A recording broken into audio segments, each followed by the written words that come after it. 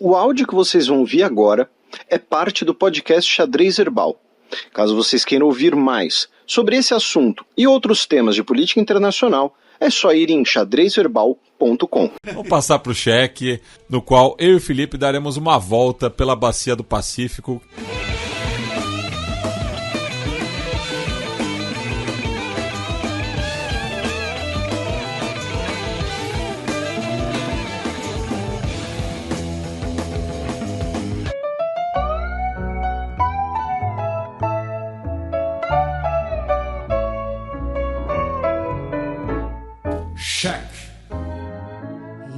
Cafillo, ¿dónde estaba cuando caíste en desgracia? El que siempre acompañaba tus momentos de viudez. Corte da ONU avaliará a culpa de países na crise do clima.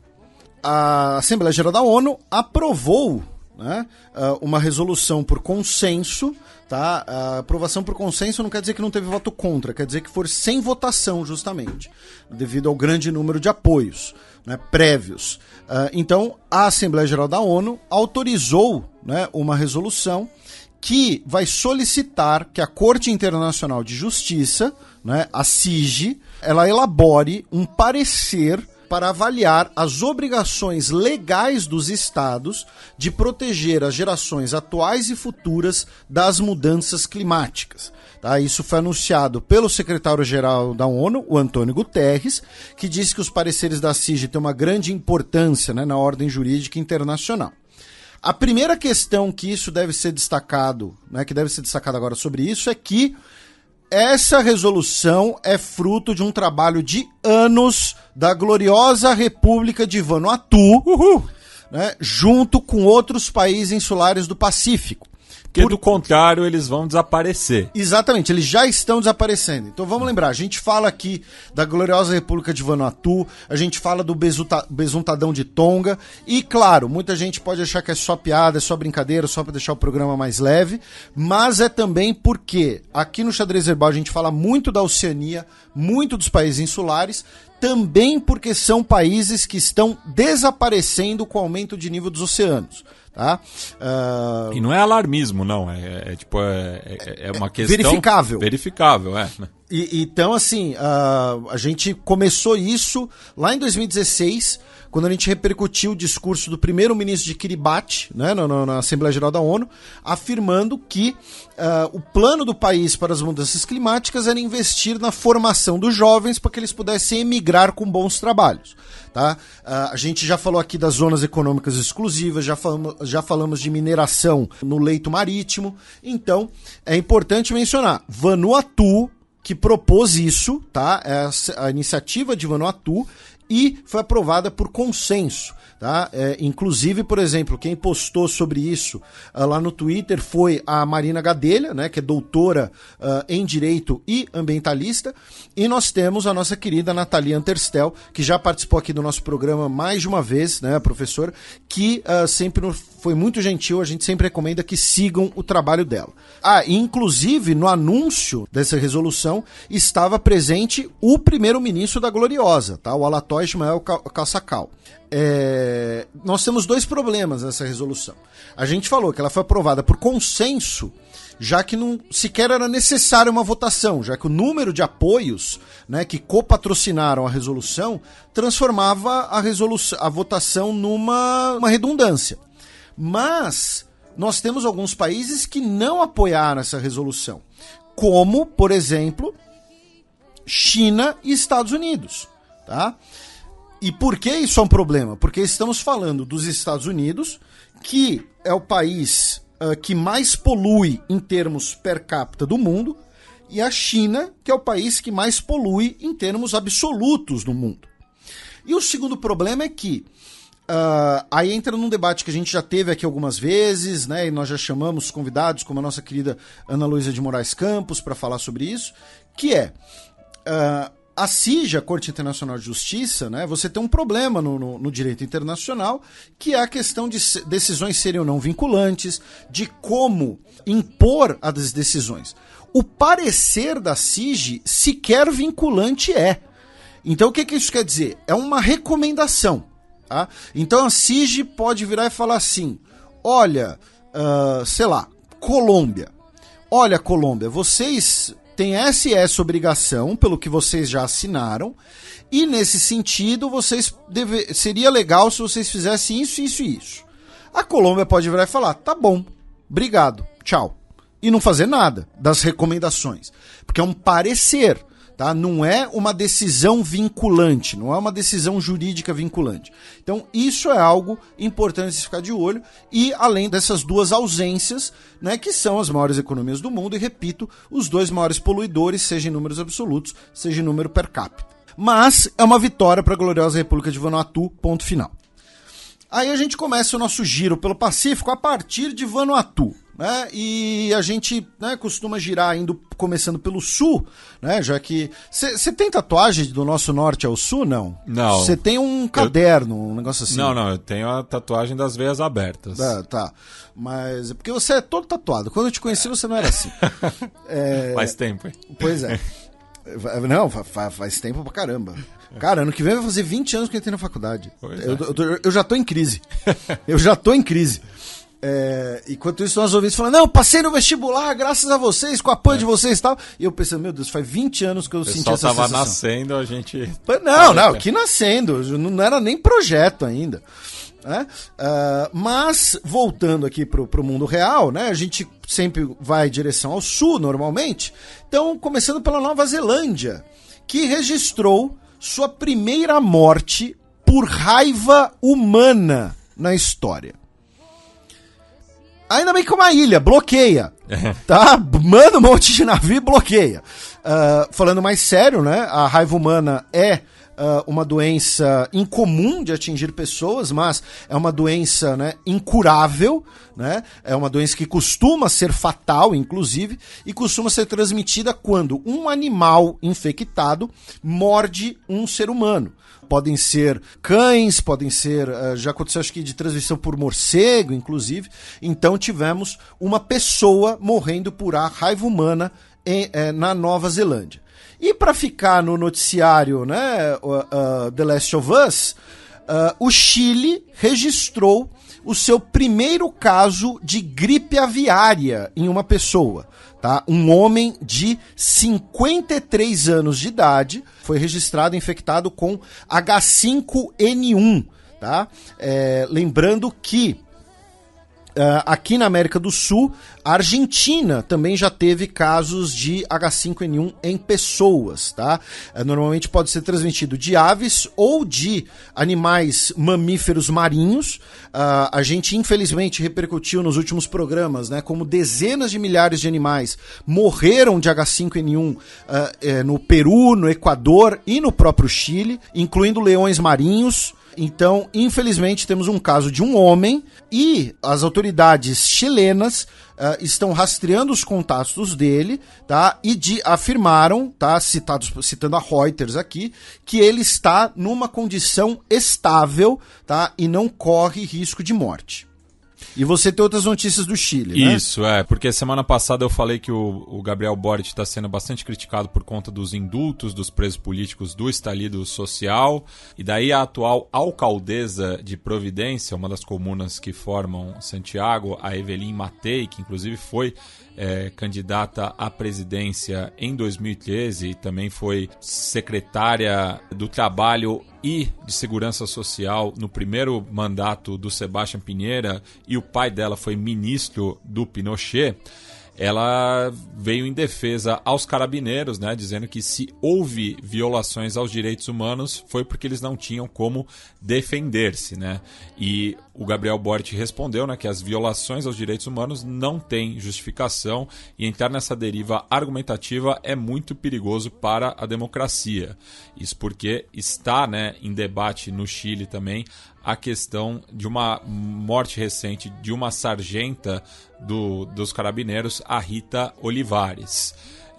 E o Boric completou, né, também que respaldar claramente aos carabineiros na sua luta contra a delinquência é algo que eu não tenho nenhuma dúvida, mas não à custa dos direitos humanos, né? Falando ainda em violações dos direitos humanos, tivemos a condenação de 5 agentes da DINA por conta do desaparecimento do mecânico de automóveis Francisco Javier Bravo Nunes em 26 de agosto de 1974, no marco da denominada Operação Colombo, né? E também tivemos a condenação do Sebastián Izquierdo, que é líder do movimento Capitalismo Revolucionário. Isso no contexto ali das manifestações pelo rechaço à Constituinte, ele que foi condenado por 5 delitos de lesões menos graves e um ato de lesão grave, mas ele vai permanecer em prisão domiciliar por 598 dias. Ele é esquerdo, mas ele não é sinistro. Não. Capitalismo revolucionário. Capitalismo revolucionário. Ok. Do Chile, a gente vai para o Peru, já que o governo da Dina Boluarte ontem chamou de volta o seu embaixador na Colômbia, tá? Em protesto às declarações do presidente colombiano Gustavo Petro, que na última cúpula ibero-americana, né, a cúpula ibero-americana, né, que reúne, é mais prestigiada pelos países hispânicos da América Latina, também reúne a Espanha, né, é promovida pela Espanha. Inclusive, houve uma troca de acusações do Pedro Sánchez com o Alberto Núñez Feijóo, que é o líder do Partido Popular. O Feijóo meio querendo impor que a cúpula ibero-americana é algo da esquerda, sendo que já foi organizado por diferentes governos dentro... Salvo engano, foi numa cúpula ibero-americana que teve o caso do Por que no te calas? Por que no te callas, Isso, quando o então rei Juan Carlos, o corrupto que desvia impostos e mata elefantes, o covarde, falou pro Hugo Chávez, né, então presidente da Venezuela, por que você não cala a boca? E nós tivemos a cúpula ibero-americana, o Brasil foi representado pelo Mauro Vieira, na República Dominicana, e o Gustavo Petro falou que o Pedro Castilho deveria estar lá, porém ele está na prisão porque ele foi derrubado em um golpe. E aí o governo colombiano afirmou, governo peruano afirmou que eram declarações que não podiam ser toleradas, uma interferência em assuntos internos peruanos e que distorce a realidade, já que o Pedro Castilho que tentou promover um golpe. Ainda no Peru, né, envolvendo o governo da Dina Boluarte, houve uma pesquisa da IEP, no qual 91% da população desaprova o desempenho do Congresso e 78% rechaça a atual presidenta. Também no Peru, tivemos o fechamento do Lugar de Memória, cujo nome completo é Lugar de la Memória, La Tolerância e la Inclusão Social, que foi criado na década retrasada, em 2009, a partir de uma comissão de alto nível, que inclusive foi presidida pelo Mário Vargas Llosa, e é um lugar que justamente serve, né, para discutir o período da violência, né, entre 1980 a 2000 no Peru, e que já havia sido alvo, né, do atual alcalde de Lima, o Rafael Lopes Aliaga, aquele da Opus Dei, e a embaixada alemã na época lembrou, né, da importância do local. Inclusive os alemães contribuíram com 4,5 milhões de euros à época, porque se existe um povo que tem que lidar com a memória na história contemporânea são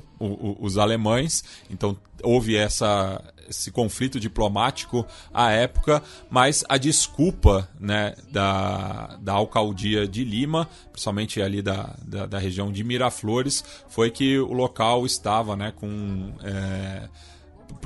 problemas de segurança, né? Essa foi a desculpa oficial, sendo que a Anistia Internacional criticou o fato também, já que foi fechado no dia no qual a entidade no Peru apresentaria o seu informe anual. Do Peru, vamos para o Equador, meu caro Matias, começando pelo fato de que na noite de domingo, dia 26, tivemos fortes deslizamentos que atingiram a cidade de Alauzi, né, na região do Chimborazo, que deixaram pelo menos 7 pessoas mortas, 23 feridas e 46 desaparecidas, tá? Depois de fortes chuvas que afetaram o país. Lembrando que os países da costa do Pacífico da América do Sul estarão particularmente suscetíveis aos fenômenos do chamado El Niño, tá? E a outra notícia é que o Tribunal Constitucional do Equador, na noite de quarta para quinta-feira, anunciou que o processo de impeachment contra o Guilherme Lasso é admissível, tá, por sua possível responsabilidade em um esquema de corrupção. Tá? Eram necessários 2/3, né, dos magistrados a favor e foi justamente 6-3. Tá? E agora ele será, né, o processo será enviado para o Legislativo do Equador, onde são necessários 92 votos dos 132. Tá? E 137, peço desculpas. Tá? Então, assim, hoje o governo tem 30 assentos. Tá? Porém, tem os 42 que apoiam o governo além da oposição. Então, é possível que o Guilherme Lasso consiga evitar um impeachment. Ao mesmo tempo, quando nós tivemos as derrotas nos referendos e as eleições regionais lá, em que a oposição, né, a oposição correísta venceu a maior parte das províncias e venceu nas maiores cidades, e a derrota do Guilherme Lasso nos 8 referendos propostos, tá? 8-0 em derrota, a gente falou aqui que o governo dele tinha virado zumbi a partir daquele momento. Então agora tem que ver como será esse julgamento, que é um julgamento político, e como também vai ser o julgamento da eventual participação dele, né, se ele realmente tem esse papel nesse esquema de corrupção que envolve pessoas próximas e familiares até o momento. Do Equador, nós vamos para a Colômbia, meu caro Matias, já que na última quarta-feira, na noite de terça para quarta, na verdade, o Exército de Libertação Nacional, né, o ELN, a última grande guerrilha de esquerda ativa na Colômbia, atacou uma instalação militar na cidade de El Carmen, tá, no norte do país. No departamento norte de Santander, que faz fronteira com a Venezuela. Essa guarnição ela faz parte ali da rede de proteção da estrutura energética, tá, do Estado. Atacaram essa guarnição com morteiros, deixando 9 militares colombianos mortos. Tá? É o maior ataque realizado pela ELN nos últimos anos. E muita gente coloca a questão se isso, né, pode frustrar ou não os planos de negociação entre o governo Petro e a ELN, né, que inclusive o Brasil faz parte dessa mediação, né, dessa busca por um acordo. E no outro oposto da Colômbia, no sul, fronteira com o Equador, no departamento de Nariño, mais especificamente na cidade de Tumaco, foram assassinados 2 líderes sociais no intervalo de 24 horas. No dia 26 foi assassinada a líder comunitária Mariela Martínez Gaviria, de 69 anos, na zona rural de Tumaco, quando 10 homens fortemente armados chegaram na sua moradia e dispararam 10 vezes. E no dia 27 foi assassinado o Linder Steven Sepúlveda, que também foi assassinado por sicários. E o Gustavo Petro acabou rebatendo as acusações do Procurador-Geral da República Dominicana, o Francisco Barbosa, sem parentesco comigo, ele compartilhou uma fake news de que a Colômbia estaria querendo legalizar a cocaína no país, né? No qual o Petro respondeu que isso é uma verdadeira calúnia. Ninguém na Colômbia propôs a legalização da cocaína, e o procurador confunde campesinos cultivadores da folha da coca com narcotraficantes. Uma distinção que a gente sempre frisou aqui, especialmente também no contexto boliviano, né? E a gente sempre lembra que a Bolívia, por exemplo, é um país muito pobre e que cocaína é droga de país rico. Tá? E falando em fake news, antes da gente passar para a trágica notícia do México, né, a gente já tem muito tempo que a gente aboliu o quadro Menino Neymar. Alguns dos ouvintes sempre sugerem a gente voltar com um quadro sobre as barrigadas da imprensa, né? Porque essa semana a gente teve uma que foi de doer, né? A Vogue Brasil, nossa, né? A revista Vogue, que é uma das mais importantes do mundo, aqui no Brasil ela é propriedade da Globo, inclusive, publicou a notícia, né, com muitas aspas, né, de que o Papa Francisco, né, apareceu em público, né, com o casaco da moda, né, vestido pelo Filippo Sortinelli. O Filippo Sortinelli é o estilista eclesiástico, né, e é um estilista eclesiástico, justamente. Ele não vai fazer um casacão puffer, e compartilhou essa imagem do Papa Francisco usando esse casacão, que foi uma imagem gerada por inteligência artificial. E pior do que isso, meu caro Matias, a mesma revista Vogue depois deletou a matéria original, que foi salva, né, foi arquivada pelo nosso querido Fernando Mares, o roteiro de cinema, e depois publicaram uma nova matéria dizendo: imagem falsa de Papa Francisco de jaqueta branca viraliza e vira assunto na web. Sem fazer nenhuma retratação. Nenhuma meia-culpa. Entendeu? Então, assim, primeiro, assim, a gente está falando de um veículo grande, a gente não está falando de uma página pequena, de um podcast pequeno, né? Então eles publicaram a imagem do Papa de casacão como se fosse real, é bizarro. Segundo, eles tirarem a matéria do ar sem retratação é mais bizarro ainda, porque assim, não tem problema, gente, errar. Todo mundo erra em qualquer profissão. A gente aqui sempre tenta corrigir nossos erros, agradecemos aos nossos ouvintes, tal. Agora, o mínimo que você pode fazer quando se trata de um erro factual, ainda por cima, é se retratar. Então, se for uma coisa bizarra, e junto com isso vem um alerta, né, sobre os perigos da inteligência artificial, e agora essas imagens extremamente realistas, geradas por imagem artificial. Teve um ouvinte nosso, né, o Patrick, que postou o Papa usando um tenisão, assim, tipo um Air Jordan e tal. Então, assim, e aí a gente recomenda, né, o trabalho de pessoas que a gente sempre recomendou por aqui, que trabalham com isso, que entendem disso, tá? Como a professora Nina da Hora, o Caio Gomes.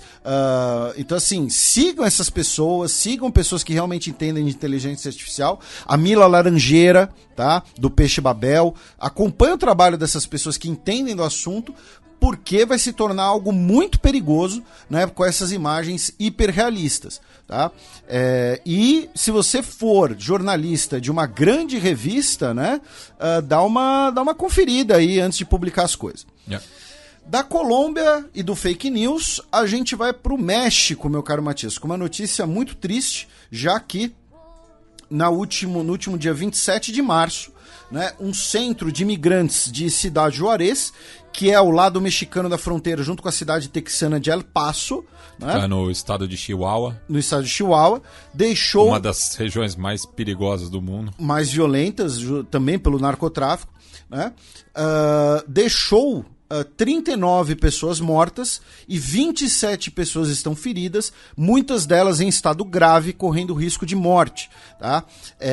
Muito provavelmente o início do incêndio foi quando pessoas detidas nesse centro de detenção de imigrantes, que assim, não é um centro de imigrantes de acolhimento, é um centro de detenção de pessoas que são detidas tentando entrar de forma irregular nos Estados Unidos. Eles protestando, né, contra as condições lá, tacaram fogo em colchões, o fogo se espalhou e deixou 39 pessoas mortas, tá? O embaixador dos Estados Unidos no México, o Ken Salazar, tuitou dizendo que o incêndio era um lembrete da importância de consertar um sistema migratório quebrado, né? O Antônio Guterres expressou lamentos e, principalmente, muita gente lembrou que existe ali uma questão de uma responsabilidade moral, tanto por parte do México quanto também por parte dos Estados Unidos, para que essas pessoas tenham boas condições, né, para que essas pessoas não sejam submetidas a condições desumanas. Né? Dentre as vítimas, estamos falando de uma pessoa da Colômbia, uma pessoa do Equador, 12 salvadorenhos, 13 hondurenhos, 13 venezuelanos e 28 guatemaltecos. Não foram divulgados quais são os feridos nem os mortos. Isso. Então, assim, repito, um evento bastante trágico, né?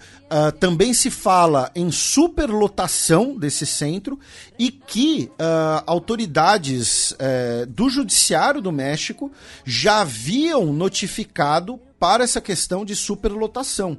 Tá? Então, enfim, aparentemente, tá?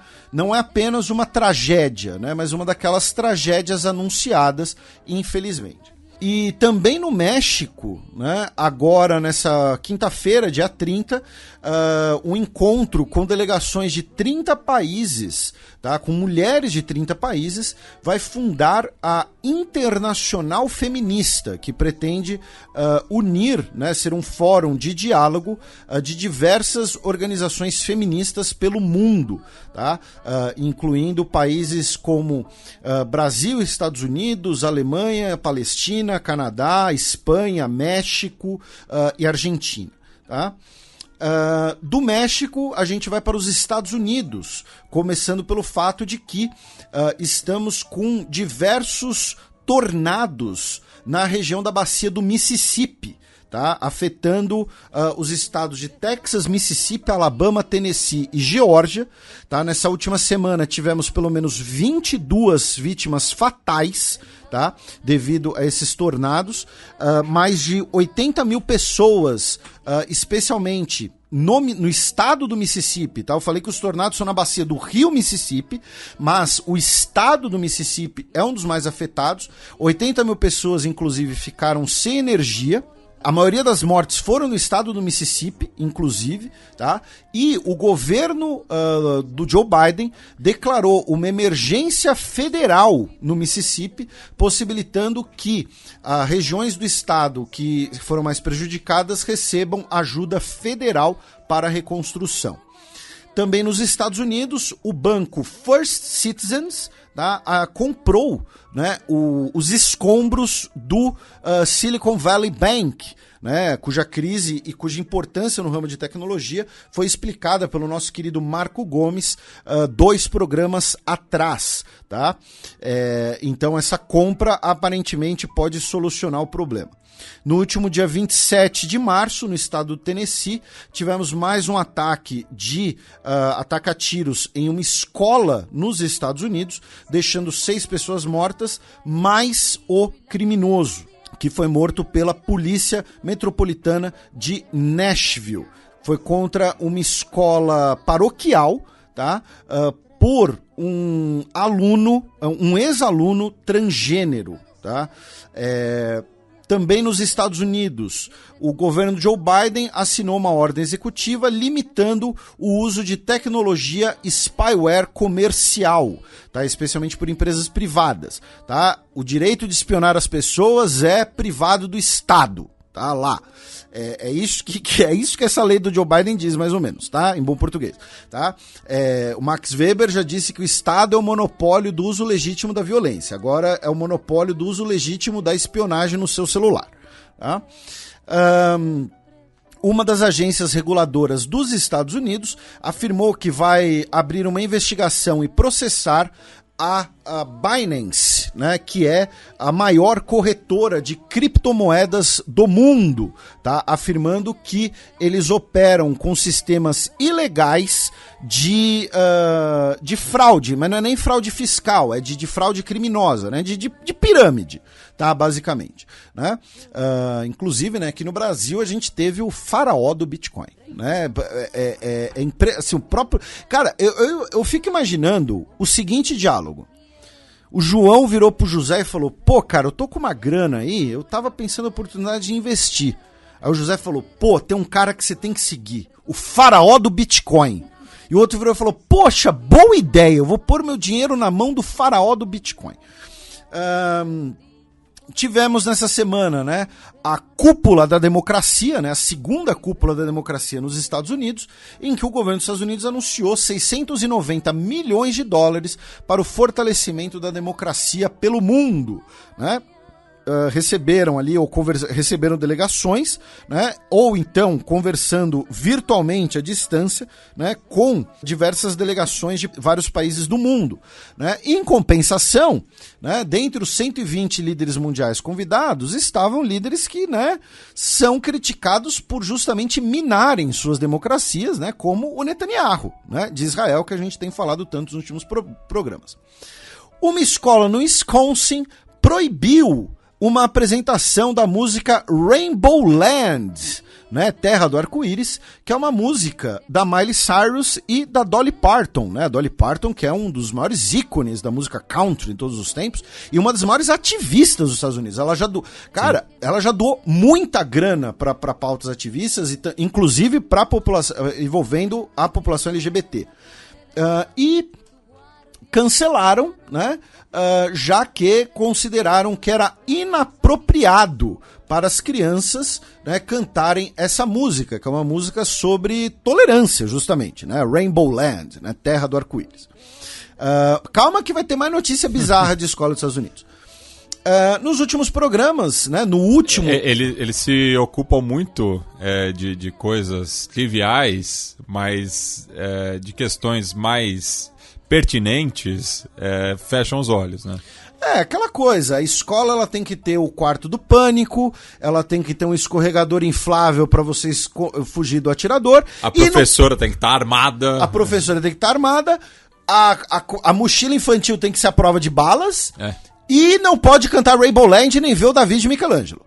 Prioridades, tá? Eu aposto que se o Davi de Michelangelo tivesse um R15, deixavam.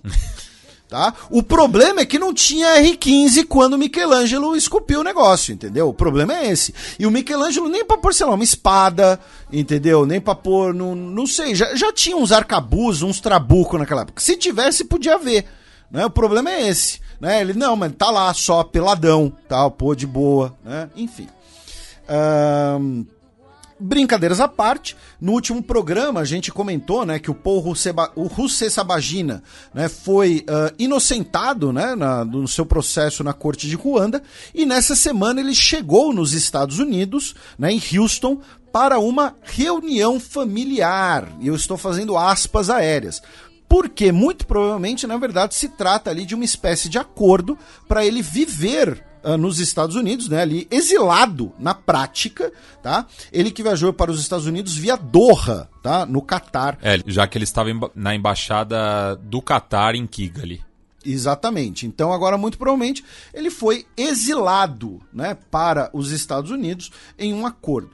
Falando em Estados Unidos e África, essa semana a Kamala Harris, a vice-presidente dos Estados Unidos, né, fez uma das suas turnês pelo continente africano. A gente mencionou isso no programa passado, né, mais uma viagem com representantes de alto nível de alguma potência global pelo continente africano. Em Gana, inclusive, ela visitou, né, uma feitoria na costa de Gana, né? Inclusive é muito engraçado, curioso, né, melhor dizendo, né, a Cape Coast Castle, né? Isso, né, na imprensa dos Estados Unidos em inglês usavam às vezes o termo castle, fortress, mas é uma boa e velha feitoria, né, que era aqueles pontos na costa africana onde pessoas eram comercializadas. O político traduziu como a Colonial Slave Port. Slave Port, interessante, né? E era a partir dali, inclusive, que muitas pessoas vieram para o atual Brasil e para o atual Estados Unidos, né? Ela falou ali da importância de aprender história, falou de empoderamento feminino, também visitou Tanzânia, né, e a Zâmbia, e na Tanzânia, inclusive, anunciou a criação de uma parceria financeira entre os Estados Unidos e a Tanzânia, tá? Para expandir os investimentos dos Estados Unidos na Tanzânia, tá? Em cerca de $500 mil nos próximos anos, e também parte desse dinheiro direcionado para pequenas iniciativas, né, de pequenas empresas dirigidas, né, conduzidas por mulheres, tá? Da viagem de Kamala Harris, vamos para o Senado dos Estados Unidos, já que, num voto simbólico, né, por aclamação, tivemos a revogação do Authorization for Use of Military Force Against Iraq, a resolução de 2002 que autorizou a invasão do Iraque, né, pelo governo Bush filho, né, aquele criminoso de guerra, que está impune e que estava em vigor até hoje, e que é importante mencionar que ela chegou a ser utilizada, né, como, por exemplo, parte da autorização legal para a operação contra o Qassem Soleimani no território iraquiano, foi baseada nisso. Tá? Então agora ela foi, né, revogada de forma simbólica, né, já que, claro, se os Estados Unidos quiser realizar uma operação com drone sobre o Iraque, vai usar alguma outra lei que autorize isso. Né? Mas de forma simbólica foi revogada com um voto democrata contra. Né? Os democratas orientaram a votar contra, os republicanos também recomendaram, mas tivemos um voto contra democrata, que foi da deputada Elaine Luria, tá? Que é da Virgínia. Também nos Estados Unidos ainda tivemos o indiciamento formal do Donald Trump, né, pelo pagamento ali da grana para subornar a Stormy Daniels, né, pelo silêncio do fato dos dois terem tido relações, né? É o primeiro presidente a ser julgado após o mandato, né? Isso, ele foi indiciado agora pela Justiça Comum, né, autorizado pelo Grande Júri do Estado de Nova York. Se você não sabe o que é o Grand Jury, eu sei porque eu sou formado em Direito de Law and Order, né, que é muito curioso, é um mecanismo interessante, né, que assim, para a própria acusação ser aceita em alguns tipos de acusações, a população, né, os cidadãos representados no grande júri têm que aceitar a denúncia. Não é apenas eles votarem, né, pela condenação ou não, é se eles aceitam a própria denúncia. E daí estavam falando que foi a primeira vez que o Trump ganhou no voto popular. E aí você tem que apresentar para o grand jury em apenas algumas horas, e aí a Olivia Benson tem que achar provas em cima da hora, né? E claro, todas aquelas coisas absurdas, enfim, é só por diversão, tá, gente? Mas, enfim, agora o fato é que o Donald Trump será indiciado oficialmente, né, pelo caso, né, do pagamento, com a acusação de que se tratou um gasto de campanha não declarado. E agora a questão é se ele será preso ou não, se ele será detido ou não. Na cúpula da democracia, o Brasil não assinou, né, a declaração final contra a Rússia. Quem trouxe essa informação foi o Thiago Amâncio, da Folha de São Paulo. Também nos Estados Unidos, no último dia 29 de março, tivemos uma colisão no ar entre dois helicópteros do modelo Black Hawk na região do Fort Campbell, em Kentucky, que deixou 9 militares mortos. E finalmente eu falei que a gente ia ter mais notícias escolares. Como o Matias já falou, alguns republicanos, né, alguns conservadores, melhor dizendo, nos Estados Unidos, não gostam, não aprovam a ideia de prêmios de participação em campeonatos esportivos escolares, coisas desse tipo.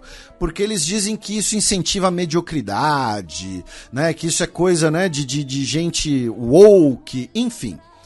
E a Carolina do Norte decidiu, por lei, banir troféus de participação para competições escolares.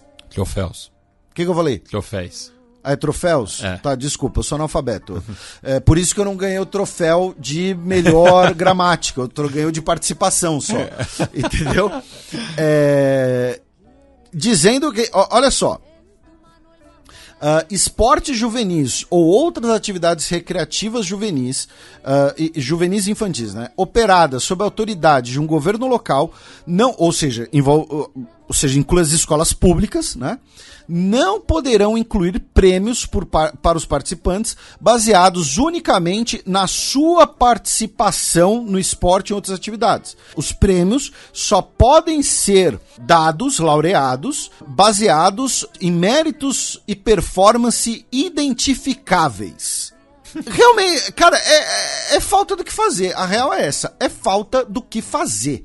né? Porque, tipo, realmente, se você dá um troféu de 6º lugar para criança, um troféu de participação para criança, é isso que vai mudar o futuro do país. Isso, inclusive, é satirizado em um dos Entrando Numa Fria, né? Quando o Gaylord Fokker. Isso, o Dustin Hoffman mostra os troféus de participação do personagem do Ben Stiller, né, o Gaylord, e o Robert De Niro disse que aquilo é patético, né, que é anti-americano até. Né, então tá aí, Entrando Numa Fria virou tema de podcast de política internacional. Dos Estados Unidos, vamos para o Canadá, onde, infelizmente, um estudante brasileiro de 16 anos, o Gabriel Magalhães, foi morto, tá, numa estação de metrô em Toronto. Ele estava sentado em um banco quando foi atacado repentinamente na noite do último sábado, tá? O assassino é um homem sem teto chamado Jordan O'Brien Tobin, de 22 anos, que estava detido até 2 semanas antes, tá, do crime. Então, né, repercutida essa notícia triste, e a nossa solidariedade, o nosso abraço aos familiares do Gabriel Magalhães. Do Canadá nós vamos pela Península Coreana, meu caro Matias, já que, com uma notícia do portal All K-Pop, que foi enviada pelos nossos ouvintes, claro, né, o Xadrez Herbal é o único podcast de política internacional do mundo que já tocou Red Velvet. O conselheiro de segurança nacional da presidência da Coreia do Sul, o Kim Sung-han, apresentou sua renúncia essa semana. E especula-se que um dos motivos da sua renúncia, tá, não apenas isso, mas um dos motivos da sua renúncia é o fato de que o seu gabinete ignorou 7 comunicações vindas da Casa Branca, porque nós teremos uma cúpula, né, vindoura entre o Joe Biden e o presidente da Coreia do Sul, o Yoon Suk-yeol, para marcar os 70 anos das relações entre Coreia do Sul e Estados Unidos. E essas 7 comunicações eram vindas do gabinete da primeira-dama dos Estados Unidos, a Jill Biden, tá, que sugeria um concerto musical entre uma artista dos Estados Unidos e uma artista sul-coreana. No caso, uma apresentação conjunta da Lady Gaga com o grupo Blackpink, que é um grupo de K-pop formado apenas por artistas mulheres. Tá? E ele ignorou, repito, essa comunicação 7 vezes, não sei se porque acharam que era trote, não sei se foi porque ele não prestou atenção mesmo, enfim, o fato é que ele disse que estava envergonhado, né, com a sua quebra de protocolo e o não cumprimento de suas funções e renunciou. Então é o K-pop levando a renúncia do conselheiro de segurança nacional do presidente da República da Coreia do Sul. Da Coreia nós vamos para a China, meu caro Matias. Na verdade, a gente vai falar de China e Brasil agora também, principalmente, né? Já que, infelizmente, né, o presidente Lula, do Brasil, adiou, né, a sua visita à China, na verdade cancelou, né, a visita que iniciaria no último domingo, 26. No programa do último dia 24, a gente mencionou que ela foi adiada em um dia, porque o presidente estava com pneumonia, tá? E depois de avaliações médicas, a viagem foi cancelada e provavelmente será remarcada para o dia 11 de abril, tá? Quem falou dessa data de 11 de abril foi a Patrícia Campos Melo, né, repórter da Folha de São Paulo. Não sei se ela é nossa ouvinte, mas eu sei que ela sabe do que a gente fala aqui, então um abraço para Patrícia Campos Melo. E a viagem do presidente foi cancelada, porém a viagem de parte da delegação, né, comercial brasileira, né, foi mantida para a China, né, e foram então acordados, né, uma série de acordos, né, acordados uma série de acordos, ficou ótimo, né, foram celebrados uma série de acordos entre a delegação brasileira, né, que foi promovida pelo Itamaraty e pela Apex, né, Agência de Exportação do Brasil, né, foi promovido o Seminário Econômico Brasil-China, com mais de 500 empresários, foram celebrados mais de 20 acordos em diversos ramos, como transição energética, mudanças climáticas. A lista dos acordos está no site da Apex. E se você, nosso ouvinte, estuda para concursos como o CACD, né, que eu leciono para os futuros diplomatas, ou concurso da Apex, por exemplo, recomendo que vejam a lista na íntegra, tá? Então, tivemos a celebração desses acordos e, principalmente, tivemos um acordo que foi anunciado pelo Ministério da Fazenda brasileiro, né, entre os dois bancos centrais para criar um sistema de pagamentos conjunto para comércio em moedas nacionais. Tá? Então, empresas e empresários e empresárias brasileiros, né, que prefiram, né, realizar esse comércio em moedas nacionais, poderão fazê-lo. Não é uma obrigação, tá? Não é uma obrigação contornar o uso do dólar, vai ser uma opção, tá? Nós vamos ter ali um intermediário em um banco chinês no Brasil, tá? Também tivemos a notícia de que o Yuan, né, cujo o nome oficial é o renminbi, né, passou a ser a segunda moeda em reservas no Brasil, superou o euro, tá, nesse processo. E a gente fala desde o início do Xadrez Herbal, né, da importância que vários países dão à diminuição do uso do dólar nas suas relações comerciais, barateando essas relações. No caso de países como China e Rússia, isso também é estratégico para tornar esses países menos vulneráveis às sanções.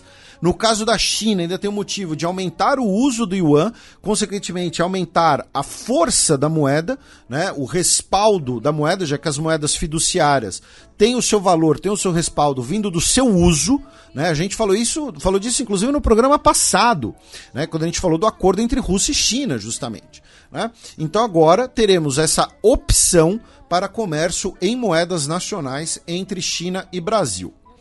E outra notícia chinesa é que o governo chinês, no último dia 28 de março, publicou o relatório sobre violações de direitos humanos nos Estados Unidos em 2022. É um relatório que busca contra-argumentar as acusações dos Estados Unidos contra a China, né, afirmando que a China tem violações sistemáticas de direitos humanos, e a China, então, analisa, né, publica esse relatório usando inclusive fontes oficiais dos Estados Unidos, matérias jornalísticas, nessa disputa retórica, né, de acusações entre os dois países. Para quem quiser ler, o documento está disponível em inglês na íntegra, inclusive. Aí a gente vai para Taiwan, meu caro Matias, né? Alguns vão dizer que a gente continua na China, né? Já que tivemos a visita do ex-presidente taiwanês, né, o Ma Ying-jeou, a Pequim, onde ele foi recebido pelo vice-secretário, né, de Assuntos para Reintegração, né, que é o, digamos assim, o secretário de Taiwan no governo da República Popular da China. E a visita dele foi condenada pelo atual governo taiwanês, dizendo que ela é lamentável, ele que é do Kuomintang, né, do Partido Nacionalista taiwanês, que é o partido a favor da reunificação contra a ideia de uma independência, que é defendida pelo atual Partido Progressista Democrático, que é o partido da Tsai Ing-wen, atual presidente. A Tsai Ing-wen, por sua vez, que começou sua viagem para a América Central, né, para passar por Guatemala e Belize, dois dos últimos países que ainda reconhecem Taiwan como a legítima República da China, né, ainda mais agora depois que Honduras, né, trocou o seu reconhecimento chinês, e ela passou pelos Estados Unidos no caminho, né, passou na ida e vai passar na volta também. Agora ela visitou, né, o escritório econômico e cultural de Taipei, né, em Nova York, se encontrou também com empresários, algumas lideranças políticas, né, incluindo aí o governador de Nova Jersey, né, o Phil Murphy, tá, mas não se encontrou com lideranças, por exemplo, federais, né, lideranças, por exemplo, do Congresso Federal. De Taiwan, vamos para as Filipinas, com duas notícias. Uma delas, que infelizmente tivemos um incêndio numa balsa, tá, que deixou 31 pessoas mortas e 230 pessoas tiveram que ser socorridas. O transporte marítimo é muito importante nas Filipinas, porque as Filipinas é um país com arquipélago, né? Então você fala, nossa, como assim, mais de 200 pessoas na balsa, né? Tivemos o incêndio e 31 pessoas morreram, infelizmente. A outra notícia é que o Bong Marcos, né, o filho do ex-ditador Ferdinando Marcos, anunciou que o país vai cortar as relações com o Tribunal Penal Internacional depois da instituição não aceitar o pedido filipino de parar as suas investigações contra ex-autoridades filipinas e autoridades policiais filipinas pela guerra às drogas no país, que deixou milhares de mortos. Falando em país arquipélago, nós vamos para a Indonésia, meu caro Matias, com uma notícia futebolística política. A Indonésia sediaria a Copa do Mundo Sub-20 esse ano. Foi uma notícia que você mencionou quando a gente teve aquela tragédia no estádio, né, na Indonésia. E em cima da hora, tá? Praticamente, porque o campeonato vai ser agora em maio, a FIFA retirou o direito da Indonésia de sediar o torneio, porque a Indonésia disse que não vai aceitar a delegação israelense. Tá? A Indonésia e Israel não têm relações oficiais. Lembrando que a Indonésia é um país majoritariamente muçulmano. Exatamente. Alguns anos atrás a gente até comentou que o Netanyahu foi visitar a Austrália e o avião dele teve que dar uma baita volta porque a Indonésia não autorizou a passagem pelo seu espaço aéreo. Foi inclusive a primeira vez que Israel se classificou para um campeonato da FIFA sendo parte da UEFA. Lembrando isso, né? Israel, justamente por conta dos conflitos com os vizinhos asiáticos, disputa as eliminatórias pela UEFA e é o único país que já disputou uma partida de eliminatória em todos os continentes possíveis. Exatamente, porque ficou jogando de um continente para o outro por razões de segurança. Aí já disputou repescagem com a Austrália, nas Américas, enfim, então jogou em todos. E aí agora é a primeira vez que se classifica para um torneio da FIFA como representante da Europa. E Israel disse, a FIFA chegou a propor, né, que a Indonésia recebesse a delegação de forma ad hoc, ou seja, isso não significaria um reconhecimento de Israel. Como aconteceu, por exemplo, com a Coreia do Norte em 66, na Copa do Mundo disputada na Inglaterra. E que você trouxe esse exemplo, inclusive, quando a gente falou recentemente do caso dos atletas haitianos, que não puderam entrar nos Estados Unidos. Mas a Indonésia não cedeu, então o direito de receber o torneio foi retirado da Indonésia. Então, se alguém do governo Lula estiver nos ouvindo, né, o ministro Padilha, que é nosso ouvinte de fato, alguém do Ministério dos Esportes, traz o torneio aqui pro Brasil, tem os estados da Copa, enfim e tal, aí e aí vai ter torcida, né, porque não vai ter pandemia, que nem quando recebeu lá a Copa América pandêmica, que a Argentina foi campeã, não tinha torcida nem nada, então traz o torneio pra cá. Tá? Mas então a Indonésia perdeu o direito de sediar a Copa do Mundo Sub-20. E finalmente o bilionário Clive Palmer, que é um bilionário do ramo da mineração, está processando o governo australiano alegando quebra de contrato, já que o governo do estado, né, da província de Western Australia, né, suspendeu um contrato com uma das suas empresas de mineração, né, num projeto de mineração de ferro. E ele está processando a Austrália em 300 bilhões de dólares. É muita autoestima, né? Cara processar um estado pedindo 300 bilhões de dólares porque um projeto foi cancelado. Tá? Então, o seu Clive Palmer, bilionários não deviam existir. O PIB da Austrália em 2021 foi de 1,5 trilhões. Então é mais ou menos um quinto. De todo o PIB australiano. De todo o PIB australiano. Que ele quer de indenização. Você quer essa grana pra quê, o seu Clive Palmer? Me diz pra que você quer essa grana primeiro. Se você fala que quer essa grana pra financiar a cura do câncer, a gente pensa no seu caso. Agora, se for pra construir mais um super iate, pra pôr esse dinheiro em algum fundo especulativo, pra comprar NFT, aí não. Sabe? É que nem quando criança pede dinheiro pro pai. Entendeu? Pai, me dá 10 reais. Pra que você quer o dinheiro, meu filho? É pra comprar bobagem? Não, você quer o quê? Pra fazer mais um super iate? Ou é pra, sei lá, é pra bancar vacinação pelo mundo inteiro? Aí a gente pode pensar no caso. Mas até lá, tira o seu cavalinho da chuva, tá? O seu Clive Palmer.